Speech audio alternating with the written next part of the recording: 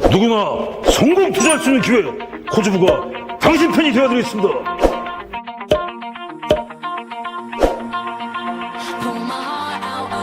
대한민국의 모든 주식 투자자 여러분들이 승리하는 그날까지, 대박나는 그날까지 함께하고 있는 코리아 주식부자의 서동구입니다. 안녕하세요. 어떻게 보면 오늘 안녕하세요 이 소리가 나오기가 무색할 정도로 우리 시장 아주 급락을 했습니다. 그러나 여러분들, 우리 흔한 말로 공포감을 느끼고 쫄지 마십시오. 코리아 주식부자의 서동구가 여러분과 함께 이번 주에 어떻게 현명하게 우리가 잘 대처할 것인가에 대한 시장의 맥을 잡아라 특집으로 말씀을 드리도록 하겠습니다. 오늘 여러분들 왜 하락했다고 보세요? 미국이 장단기 금리 차가 역전이 됐다. 또 북한과 개성 사무소 철수, 트럼프의 이상한 얘기들, 경기 침체에 대한 우려, 이런 얘기 많이 나와요. 그렇죠? 물론 그것도 큰 요인이 될 수 있습니다. 핑계 없는 무덤은 없죠. 그러나 기본적으로 시장은요, 매도하는 사람이 많고 매수하는 사람이 적으면 빠지게 됩니다. 오늘 시장에서 여러분들 중요한 포인트들 몇 가지를 좀 말씀을 좀 드리면서 우리가 얘기를 좀 해보도록 하겠는데요. 일단 기본적으로 제가 이제 여러분들하고 월요일마다 특집으로 이번 주에 시장에서 나오는 여러 가지 얘기들, 그리고 또 핵심적으로 알아둬야 될 호재, 악재, 거기에 따른 투자 전략을 어떻게 갈 것이냐, 이 부분들을 이제 말씀을 드릴 건데요.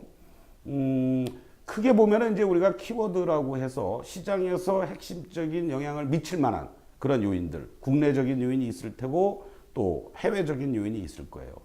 모두에서도 말씀드렸습니다만은 첫 번째 바로 뭡니까? 우리나라로 친다면은 지난 주말에 아주 시간에서 곡소리가 났죠. 개성 연락사무소 전격적으로 북한에서 철수했다. 근데 오늘 오후에 아까 어떻게 됐습니까? 또 한 10여 명 나와가지고 북한 쪽에서도 정상적으로 근무한다고 그러죠. 주말에 어떠한 일이 벌어졌습니까, 여러분들? 북한에서 저렇게 하니까 트럼프가 추가적인 제재, 미국 행정부에서 준비했던 것들, 야, 하지 마, 안 해도 돼. 그 트윗을 날렸어요. 또 완전히 미국하고 북한하고 지금 핑퐁을 하고 있는데 우리만 중간에서 껴가지고 화도 우리한테 내고, 북한이 말이죠. 미국에다가는 큰 소리 못 치고, 이런 어떤 해프닝 아닌 해프닝. 결국은 북한 문제, 우리가 대북 관련해서는 이거는 시간이 약이다. 길게 갈 수밖에 없는 호학제가 계속 어우러지면서 움직여줄 수밖에 없다. 오늘 현대 엘리베이터 어땠습니까, 여러분들? 플러스로 끝났어요. 제일 먼저 돌렸죠. 바로 이런 것들이 시장에서 미치는 영향 중에 하나다라고 이제 여러분들 보시면 되겠고, 미중 간의 무역 분쟁이 있습니다만은 자동차 관련주들이 요즘 좀 주춤주춤하죠. 계속 또 추가적인 관세에 대한 우려, 이게 눈에 보이지 않는 포인트입니다만은 이러한 요인들이 자동차 관련주를 중심으로 해서 뭔가 또 부담스러운 게 있다, 이런 걸 우리가 캐치를 하면서 접근을 해줘야 된다는 거예요. 그리고 2분기 선행이라는 키워드를 잡았는데요. 지난주부터 여러분들 어떤 일이 벌어졌습니까? 소위 치킨 게임에서의 승자가 결국은 삼성전자와 하이닉스라는 것을 보여주고 있어요. 미국의 마이크론 테크놀로지가 전격적으로 감산 결정을 했습니다. 치킨 게임이라는 게 뭡니까, 여러분들? 너 죽고 나 죽지 아니에요? 끝까지 하다가 약한 놈이 도망가는 겁니다. 삼성전자, 하이닉스 세계 1, 2 점유율을 갖고 있는 상태 속에서 마구 그냥 출하시키는 거죠. 밑에 놈들만 죽는 거예요. 그러니까 결국은 걔네들도 살기 위해서 감산이 되니까 전체 수요 공급이 뭔가 밸런스를 이제 조금씩 맞춰질 가능성이 높다. 그런데 왜 벌써부터 오르느냐? 그동안 많이 빠졌고, 통상적으로 2분기 정도 선행한다라는 것을 감안한다라면은 지금 이제 1분기가 끝나가는 시점에서 이런 감산 결정이 나왔다. 그렇다면 결국은 올 여름 지나서 가을 정도 되면은 다시 또 호황기로 오지 않겠느냐. 그 기대감으로 반도체 관련주들이 나타나고 있다는 거죠. 거기에 또 메모리 쪽이라든가 이런 쪽에서도 정부에서도 적극적으로 육성하겠다라는 이러한 내용들, 이것이 삼성전자와 하이닉스의 반등을 이끄는 요인이 되고 결국은 관련주들이 동반해서 반등할 수 있는, 이따가 투자 전략 시간에도 말씀드리겠습니다만은 결국 IT 쪽에, 이쪽에 여러분들이 좀 더 이제는 관심을 가지면서 하나의 순환 흐름이라고 본다라고 했을 때 IT 쪽들이 또 다른 순환 흐름으로 연출될 가능성이 이제 높아지고 있다. 이렇게 여러분들 이해하시면 좋을 것 같습니다. 또 하나 이제 그럼에도 불구하고 미국에서 중국에서 말이죠, 공신부에서 우리나라 전기차 배터리 LG화학과 삼성 SDI도 들어가 있는 자동차들에 대한 지원, 이 부분들이 발표가 됐습니다. 잊혀진 내용이 아니고요, 알려져 있는 내용임에도 불구하고 시장이 이러다 보니까 부각이 안 되고 있죠. 결국은 시장이 조금만 안정이 되면은 이러한 내용들이 부각이 되면서 전기차 배터리 쪽이라든가 이런 쪽들이 또 다른 테마를 형성하면서 움직여 줄 수 있다. 바로 이런 점도 여러분들이 염두에 두시면서 오히려 시장이 같이 동반 하락해서 빠질 때 이들 쪽을 조금 더 관심 있게 보면서 접근해 들어갈 수 있는, 그랬을 때 탄력적인 수익률 게임에서 여러분들이 승리할 수 있다라는 겁니다. 그런 측면에서 110조라는 것은요, 작년에 우리나라의 전기차 배터리 시장과 관련돼서 110조나 매출이 일어났다. 올해도 그 이상 될 수 있다라는 거. 그럼 결국은 이건 뭐냐? 4차 산업혁명과 관련돼서 새로운 어떠한 성장의 산업 사이클의 모멘텀이 형성이 되고 있는 거다라고 여러분들이 이해하시면 되겠죠. 그리고 아주 상당히 의미 있는 내용이 이제 오늘, 내일, 모레, 이번 주에 기다리고 있습니다. 바이오 쪽들과 관련된 얘기예요. 바로 첨단 바이오법이 지금 국회에 계류 중입니다. 이제 상임위에서 통과가 되고 보건복지겠죠, 당연히. 그리고 또 거기에서 통과가 된다라면 이제 법사위로 넘어가고 국회 본회의에서 땅땅땅 가결이 된다라는 얘기예요. 뭐 줄기세포를 비롯해서 여러 가지 패스트트랙 전략이라든가 이런 부분들은 바로 바이오주들과 관련돼서 새로운 어떤 성장의 모멘텀이 나올 수 있는 그러한 것이 이번 주에 첨단 바이오법이 통과되느냐를 여러분들이 체크를 하셔야 됩니다. 물론 저희 시간에도 자세히 말씀을 또 드릴 거고요. 그리고 이제 수급적인 측면에서 우리가 보면요, 15년 만에 외국인들이 코스닥 시장에서 약 6천억 정도의 순매수를 지난 2월 달에 보여줬다는 거. 이번 3월 달은 뭐 그냥 뭐 그렇죠. 아무래도 시장이 흔들리니까 약보함 내외 뭐 이런 어떤 순매수 기조를 보여주고 있는데, 자, 15년 만에 외국인들이 코스닥 시장에서 이렇게 대규모 매수를 보여주었다. 이건 뭘 뜻하겠어요, 여러분들? 앞으로 코스닥 시장에 대한 성장의 모멘텀이라든가 종목별 뭐 테마가 형성이 됐든 또는 뭐 바이오 헬스가 됐든 IT가 됐든 어떤 것들이든 간에 시총 상위주뿐만이 아니고 말이죠, 뭔가 의미 있는 모멘텀이 지금 시작이 되고 있다. 이 점을 여러분들이 염두에 두셔야 됩니다.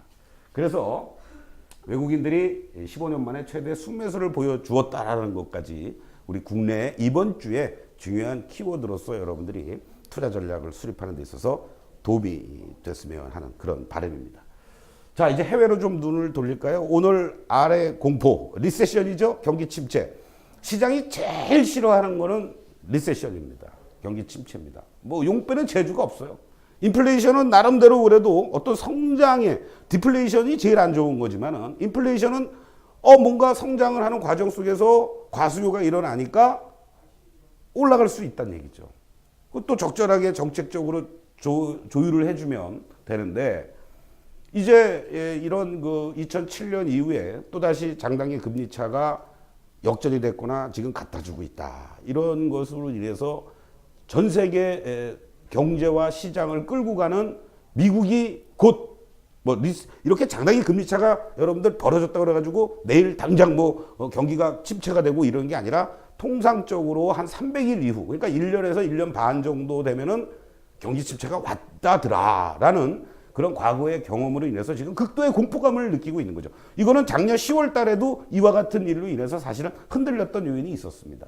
그러나 여러분들, 제가 여기서 구체적인 수치까지 제시해드리면서 말씀을 드릴 수는 없습니다만은, 미국의 초저금리가 얼마까지 지속이 됐습니까? 그런 과정 속에서 당연히 장기금리라든가 단기금리도 같이 하락해 왔던 거예요. 그러면서 경기의 어떤 회복 속도가 빠르다 보니까 단기금리가 먼저 빨리 올라간 거고, 장기금리는 2.4%대에서 꾸준하게 우하향을 하고 있었던 겁니다. 그런 것이 일순간에 말하자면 비트크루스가 난 건데, 이걸 가지고 뭐 갑자기 뭐 침체가 온다? 이건 아니라는 거죠.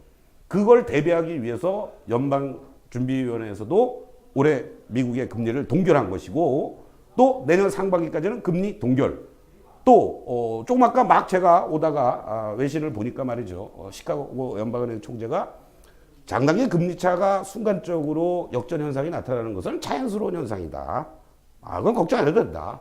올해도 내년에도 2%대 이상의 성장을 할 수 있다.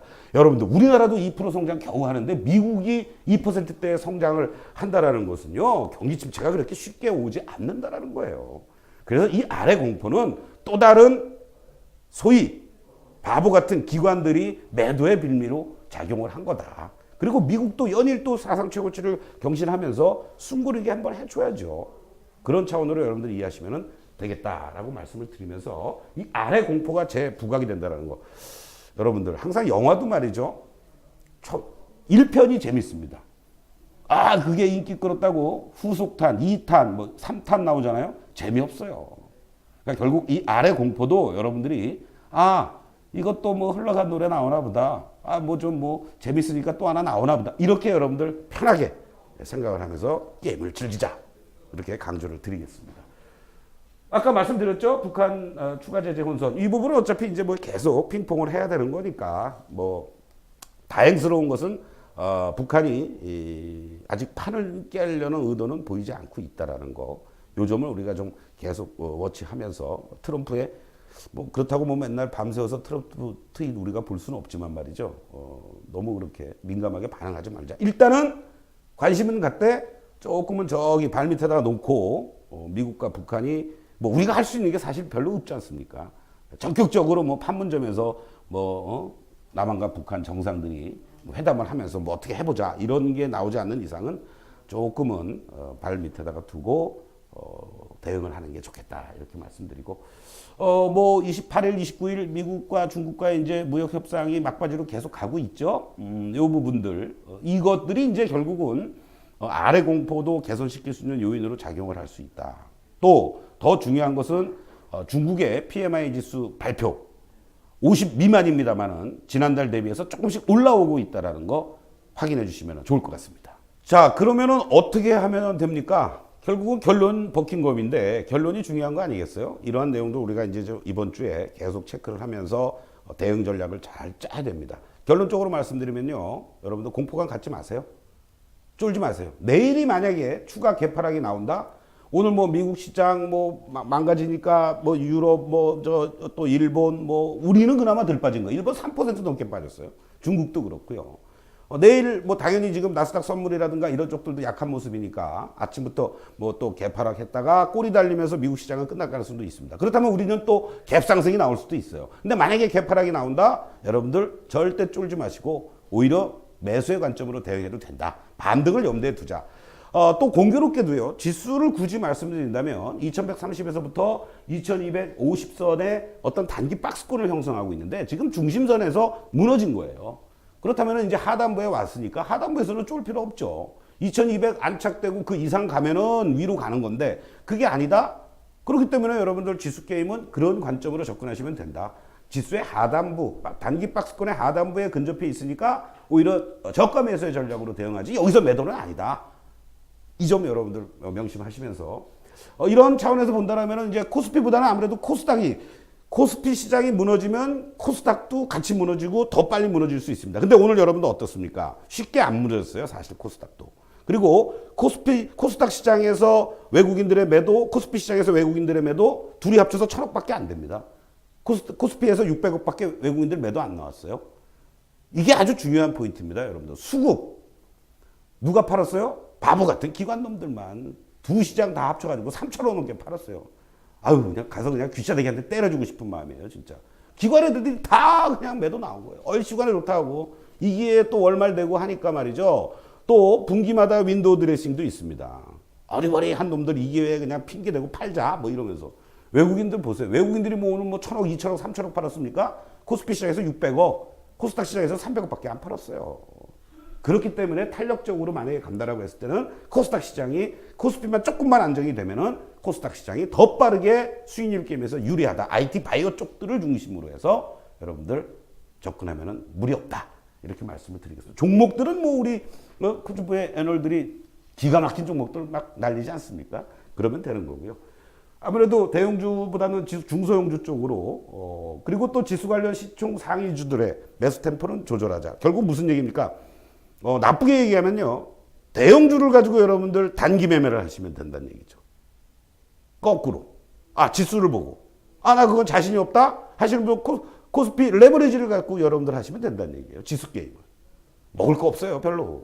왜 단기 삼성전자 하이닉스 급락했다. 저점 매수 3% 5% 뛰게 하고 여러분 나오시면 돼요. 서동구가 참 대형주 가지고 단타로 된다라는 얘기 하니까 참 여러분들 재밌지 않습니까? 지금 시장이 그렇습니다. 그 시장에 맞게 대응을 해야죠. 나는 뭐 무조건 장기 홀딩 할 거야. 뭐 대형주 뭐 코스피 시장 가지고 아니란 얘기죠. 자, 아까도 말씀드렸듯이 외국인들보다는 기관이 더 많이 팔았어요. 그럼 결국은 뭡니까? 키는 또 기관이 지고 있는 거예요.